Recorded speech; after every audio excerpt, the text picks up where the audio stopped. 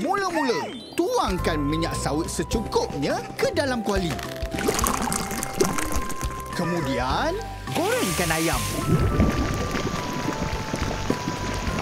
Dengan ubi kentang,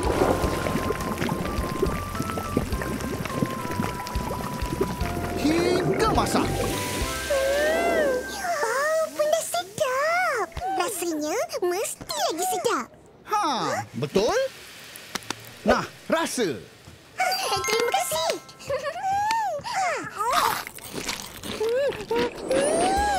Sedapnya. Nyam, nyam, nyam.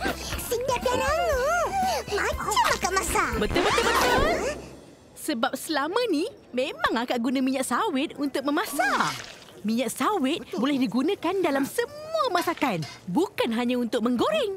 Patutlah apa saja akak masak rasa sedap. Tahu tak apa?